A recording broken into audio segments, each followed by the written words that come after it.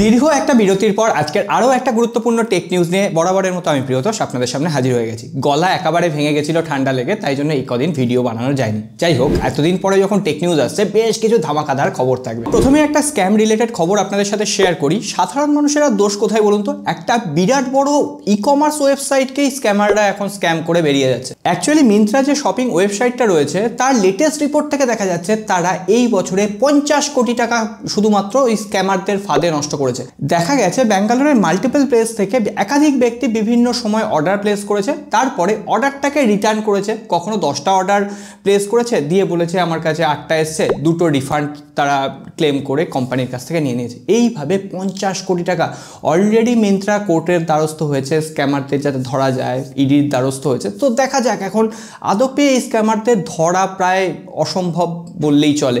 যাই হোক, এই ধরনের স্ক্যাম থেকে যাতে আপনি বাঁচতে পারেন তার জন্য এই ভিডিওগুলো আপনার বন্ধুদের সাথে শেয়ার করতে পারেন, যাতে তারা একটু নিরাপদে থাকতে পারে, আপডেটগুলো তাড়াতাড়ি পেতে পারে। আর নতুন হয়ে থাকলে জানেন কি করতে হবে, লাইক সাবস্ক্রাইব। লাইকটাই আমাদের জোর বস, লাইক করে দিয়ে চলুন পরবর্তী আপডেটগুলো দেখে। আচ্ছা, আজকে একটা ফ্যাক্ট বলি। আমরা যারা সোশ্যাল মিডিয়ায় রীতিমতো ঘন্টার পর ঘন্টা কাজ করি তাদের দেখে মনে হয় আমরা বসেই আছি, কোনো কাজ করছি না, শুধুমাত্র কম্পিউটারে টেপাটে করছি। কিন্তু এই সারাদিন বসে বসে কাজ করার জন্য আমাদের দিন শেষে যে মাসেল পেনটা হয় সেটা আমাদেরই সহ্য করতে হয়, আর এর ব্যবস্থা আমাদেরই দিতে হবে। তাই জন্য আমি রিসেন্টলি আমার জন্য কিনেছি Agaro atom plus handheld electric full body massager. এটার কাজ কি সমস্তটা বলছি। তার আগে বক্স কন্টেন্টে কি কি আছে সেটা একটু বলে দিই। মেন ইউনিট তো থাকছেই, তার সঙ্গে সঙ্গে 4টে ডিফারেন্ট টাইপ মেসেজ হেড থাকছে আর একটা মেশ কভার থাকছে। এবারে যদি একটু ডিজাইনটা নিয়ে কথা বলি, প্রথমত দেখতে খুবই সুন্দর আর এটা কম্প্যাক্ট লাইট ওয়েট, আর এর ব্ল্যাক অ্যান্ড হোয়াইট কালারটা আরো অ্যাস্থেটিক লুক প্রোভাইড করছে। আর এখানে 3000 RPM এর টর্ক মোটর দেওয়া হয়েছে। এছাড়াও এর সামনে একটা নব দেওয়া হয়েছে যেটা দিয়ে আপনি অফ অন করতে পারবেন আর এর স্পিডটা মেনটেন করতে পারবেন। আর এটা আপনি ঘাড়ে, কোমরে, যেখানে ব্যথা, মাসেল পেন সমস্ত জায়গায় ইউজ করতে পারবেন। কোথাও যদি পায়ে ব্যথা হয় সেখানেও ইউজ করতে পারবেন। মোটামুটি মিনিট 15 ইউজ করলেই বডি কিন্তু যথেষ্ট রিল্যাক্স ফিল করছে এবং মাসেল পেনটাও অনেকটা কমে যাচ্ছে। আর এটা সম্পূর্ণ ইলেকট্রিক, ফলে ব্যাটারি চার্জ করারও ঝামেলা থাকছে না, আপনি জাস্ট প্লাগ অ্যান্ড প্লে করলেই এটা হবে। আর এখানে যেহেতু স্পিড কন্ট্রোল করা যায়, আপনার প্রয়োজন মতো আপনি স্পিডও কন্ট্রোল করতে পারবেন। আর যে মেশ কভারটা দেওয়া হয়েছে সেটা দেওয়া হয়েছে যাতে বডিতে যে হেয়ার পার্টসগুলো রয়েছে সেক্ষেত্রে কোনো রকম আনকমফোর্টেবল ফিল না হয়। এই হচ্ছে আমাদের overall Agaro atom plus body massager. আমি ডেসক্রিপশন বক্সে লিঙ্ক দিয়ে রাখবো, আরও আপনারা ওখান থেকে প্রোডাক্টটা চেক করতে পারেন। সিএমএফ ফোন যারা ব্যবহার করছেন প্রাইমারি ডিভাইস হিসেবে তারা একটু সাবধানে থাকবেন। অ্যাকচুয়ালি মহারাষ্ট্রে একজনের জীবন চলে গেছে। তিনি মোটরসাইকেল চালাচ্ছিলেন তার বন্ধুকে নিয়ে, হঠাৎ করে মোটরসাইকেল চালানো অবস্থায় পকেটের মধ্যে ফোনটা ব্লাস্ট করে, মোটরসাইকেলটার নিয়ন্ত্রণ হারিয়ে তিনি অ্যাক্সিডেন্ট করে বসেন। ফলে যিনি চালাচ্ছিলেন তিনি সঙ্গে সঙ্গে মারা যান আর একজন মৃত্যুর সঙ্গে পাঞ্জা লড়ছে। তবে হ্যাঁ, এখনো পর্যন্ত সিএমএফ এর অফিসিয়াল তরফ থেকে কোনো রকম রিপোর্ট সামনে আসেনি যে কেন এটা ব্লাস্ট করেছে। বলা হচ্ছে ইন্টারনাল রিপোর্টে যে ফোনের ব্যাটারিটায় কোনো প্রবলেম থাকতে পারে, ফোনের ব্যাটারিটা গরম হয়ে যাওয়ায় এই ফোনটা ব্লাস্ট করেছে। তো আমি বলবো শীতকাল আসছে, অনেকেরই আমাদের হুজুক রয়েছে ফোনটা চার্জে গুঁজে লেপের তলায় চাপা দিয়ে দিলাম। এই রকম করবেন না, সাবধানে থাকবেন।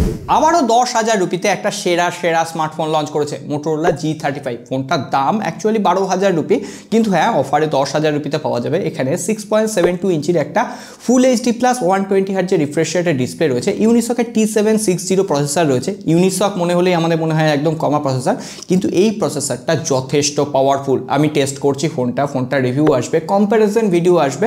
তো ওই প্রাইস পয়েন্টে কেন এটা সেরা ফোন সেটাও তো বলতে হবে, কারণ হঠাৎ করে একটা ফোনকে তো সেরা বলে দেওয়া যায় না কম্প্যারিজন না করে।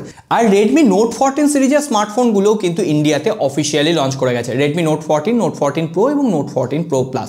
নোট 14 এর দাম তো আকাশ ছোঁয়া 18,000 রুপি থেকে শুরু হয়েছে। নোট 14 প্রো এর দাম শুরু হয়েছে প্রায় 24,000 রুপি থেকে, আর নোট 14 প্রো প্লাসের দাম শুরু হয়েছে প্রায় 30,000 রুপি থেকে। তো রেডমি নোট সিরিজের দাম আস্তে আস্তে বাড়িয়েই চলেছে। একসময় এই রেডমি নোট সিরিজের যে প্রো মডেল সেটা 12-13,000 রুপিতে পাওয়া যেত, এখন নর্মাল ভ্যারিয়েন্টই আসছে না। তবে যে স্পেসিফিকেশান সেটাও কিন্তু আজকের দিনে কম্পেয়ার করে অতটাও আকর্ষণীয় নয়। কম্পিউটার যে কোম্পানিগুলো সেগুলো আরও বেটার স্পেসিফিকেশান দিচ্ছে। সো দেখা যাক কি হয়, রিভিউ আনবো। ভিভো X200 আর X200 প্রো আজকে ইন্ডিয়ার মার্কেটে অফিসিয়ালি লঞ্চ হয়ে গেছে। অলরেডি চায়নাতে লঞ্চ হয়েছে, বাংলাদেশে অনেকেই ভিডিও দেখে ফেলেছেন। X200 এর দাম অফিসিয়ালি রাখা হয়েছে প্রায় 66,000 রুপি, আর X200 প্রো এর দাম রাখা হয়েছে প্রায় 95,000 রুপি।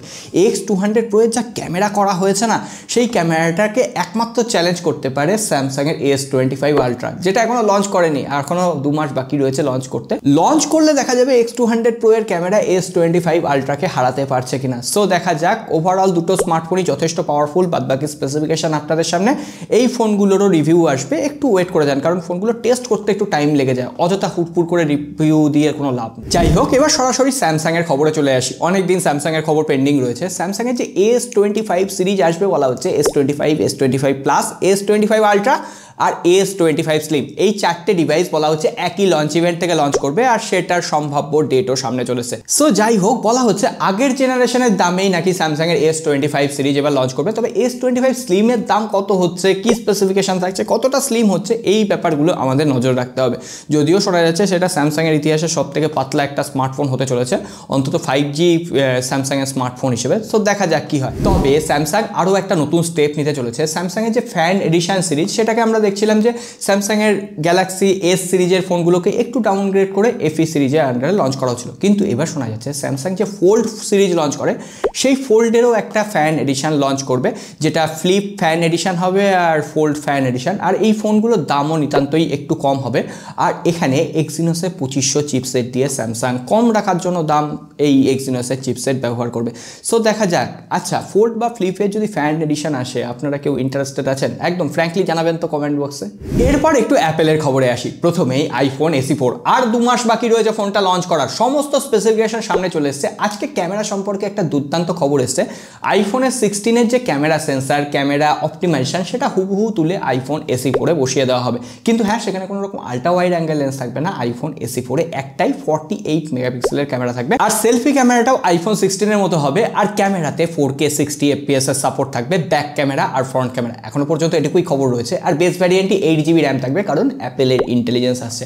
আর আইফোন 17 স্লিম বা এয়ার যে স্মার্টফোনটার কথা সামনে আসছিল, সেখানে শোনা যাচ্ছে পিক্সেল 9 সিরিজের মতো ক্যামেরা হাউজিং হবে, অর্থাৎ যে রেন্ডারটা ঘোরাফেরা করছে ওর আশেপাশে দেখতে ডিজাইন হবে। তবে এই ফোনটার দাম শোনা যাচ্ছে আইফোন 17 আর 17 প্লাসের মধ্যবর্তী একটা দাম হবে। সো দেখা যাক, আইফোন 17 স্লিম না স্যামসাংয়ের S25 স্লিম, আপনারা কোন দলে থাকবেন জানাবেন। আজকে সমস্ত বড় বড় কোম্পানির ফোনগুলোর খবর রয়েছে। পিক্সেল 9-এ এই ফোনটারও খবর সামনে এসেছে, যেখানে টেনসারের G4 চিপসেট থাকবে, পাশাপাশি 5100 mAh এর ব্যাটারি আর 35 ওয়াটের একটা ফাস্ট চার্জার থাকবে বলে শোনা যাচ্ছে। আর সেটা 27 ওয়াটও হতে পারে। আর পাশাপাশি বেস ভ্যারিয়েন্ট শুরু হবে 8GB 128GB থেকে, আর দাম বলা হচ্ছে প্রায় 45,000 রুপি। আমার মনে হয় এর থেকে একটু দাম বাড়িয়ে আইফোন SE4 এর দিকে যাওয়াই ভালো। রিয়েলমি 14 সিরিজ লঞ্চ করতে চলেছে। তার আগে পোকোর একটা ছোট্ট খবর দিয়ে দিই। পোকো X7 নিও বলে একটা স্মার্টফোন লঞ্চ করতে চলেছে, যেটা রেডমি নোট 14 যে ইন্ডিয়ান ভার্সনটা লঞ্চ করলো, সেটার হুবহু একটা রিব্র্যান্ডেড ভার্সন হতে চলেছে। একই রকম দেখতে হবে, শুধু পোকোর একটা রিব্র্যান্ডেড থাকবে। তবে রেডমি আর পোকোর মধ্যে কাকে আপনারা পছন্দ করেন? পোকোর দাম একটু কম হবে। তাহলে এবার রিয়েলমি 14 সিরিজের ধামাকা বেজে গেছে, খুব তাড়াতাড়ি ফোনগুলো লঞ্চ হবে। রিয়েলমি 14X সামনের সপ্তাহে ইন্ডিয়ান মার্কেটে লঞ্চ হতে চলেছে, যদিও খুব একটা আকর্ষণীয় স্পেসিফিকেশন আমার মনে হচ্ছে না। যাই হোক, রিয়েলমির যে সবথেকে আকর্ষণীয় স্মার্টফোনটা বছরের শুরুতেই লঞ্চ করবে, সেটা হচ্ছে রিয়েলমি নিও 7। তার আগে এটা চাইনিজ মার্কেটে লঞ্চ করে যাচ্ছে, যেখানে মিডিয়াটেকের Dimensity 9300 প্লাস চিপসেট থাকছে, 50 মেগাপিক্সেলের dual layer camera, 7000 mAh battery, 120 ওয়াটের ফাস্ট চার্জার আর IP69 রেটিং থাকবে, AMOLED display, 120 Hz refresh rate. Actually এই স্মার্টফোনটা গেমারদের টার্গেট করে আসবে, যেটা চাইনিজ মার্কেটে 25,000 রুপিতে লঞ্চ করবে, ইন্ডিয়াতে 30,000 রুপি। মানে এটা একটা ফ্ল্যাগশিপ কিলার টাইপের একটা স্মার্টফোন হতে চলেছে, যেটা ওই IQ Neo 10 Pro, IQ Neo 10 এই ফোনগুলোকে কম্পিট করার জন্য আসবে। আর রিয়েলমি 14 সিরিজেরও অনেক মাল্টিপল ডিভাইস লঞ্চ করবে। তবে রিয়েলমি 14 প্রো যে স্মার্টফোনটা হবে, সেটার দামও ধরে রাখতে পারেন ওই 24 থেকে 25,000 রুপির আশেপাশে হবে। সেখানে Qualcomm Snapdragon 7S Gen 3 chipset থাকছে, curved AMOLED display, 120 Hz refresh rate.